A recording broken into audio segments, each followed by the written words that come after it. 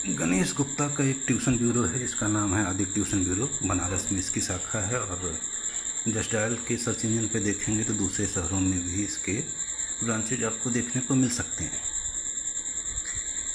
एक केस है बनारस कोर्ट में, सीजीएम के कोर्ट में है। उसमें इसके पूरे एम्प्लाई ने, जो कि 9 वर्षों तक इसमें काम की थी, उसने बताया कि उसके समय 4 एम्प्लाई हुआ करते थे और 2500 से 3000 ट्यूटर।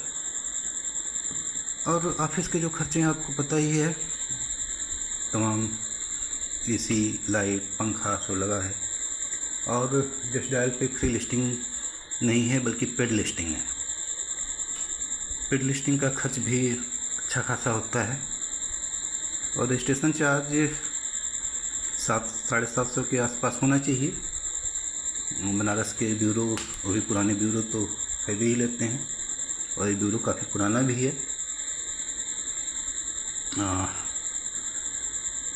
और वॉल पेंटिंग अवैध रूप से गणेश गुप्ता वॉल पेंटिंग भी देता है अपने ट्यूशन ब्यूरो का, जो कि सरकारी कार्ड में है। उसकी शिकायत भी मैंने किया था, कुछ विज्ञापन उसको नगर निगम ने हटवा भी दिया है, पर उस विज्ञापन का भी खर्चा तो आता ही है।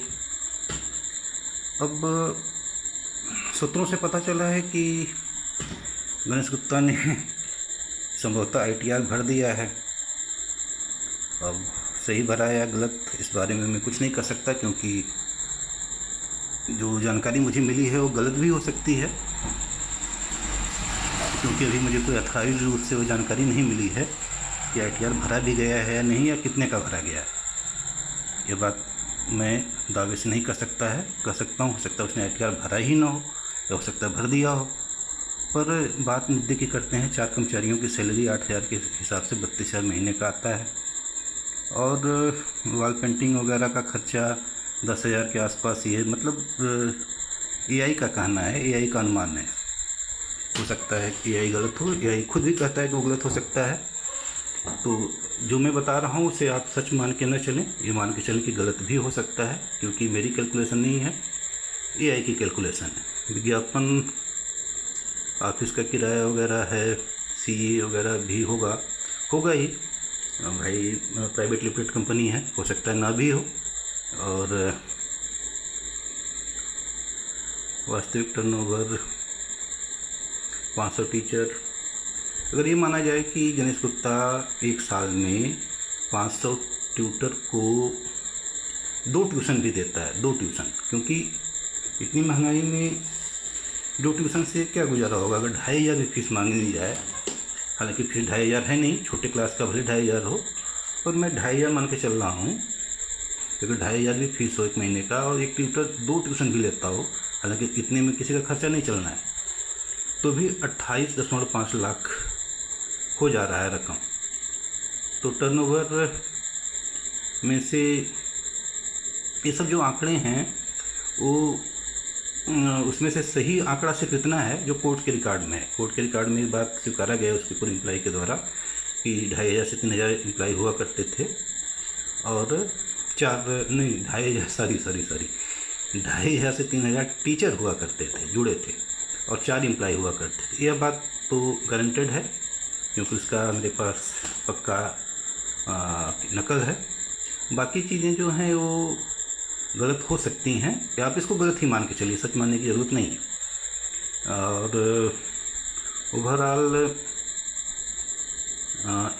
तो 4 कर्मचारी में से किसी का नाम, सैलरी, बैंक ट्रांसफ़र का कोई सबूत है तो कम से कम एक एम्प्लॉई ने तो कोर्ट में कहा ही है कि उसको आखिरी में सैलरी बैंक में दिया जाता था। स्क्रीनशॉट वगैरह तो है भाई मेरे पास।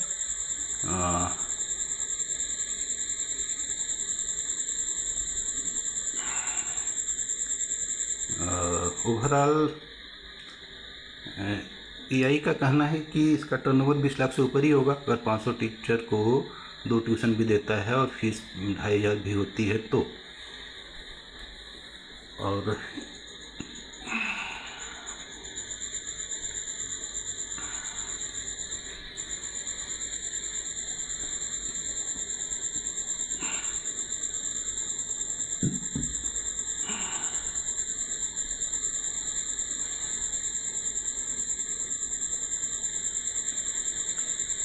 खैर मैं क्या कर सकता हूँ,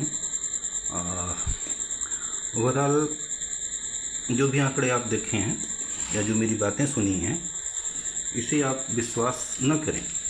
मेरा आपसे निवेदन है कि मैंने जो भी कहा या जो भी आंकड़ा दिखाया, इस पर कतई विश्वास न करें। अपने दिमाग का प्रयोग करें कि बातें क्या सही हैं क्या गलत हैं, क्योंकि एआई से गलती होती है। और मैं तो एक हल्का फुल्का आदमी हूँ, कोई एक्सपर्ट नहीं हूँ। और ये जो आय व्यय का खर्चा और जो अकाउंट से संबंधित बातें हैं, ये तो मुझे पल्ले नहीं पड़ती हैं। इसलिए अपने से विचारे समझें कि क्या सच्चाई हो सकती है।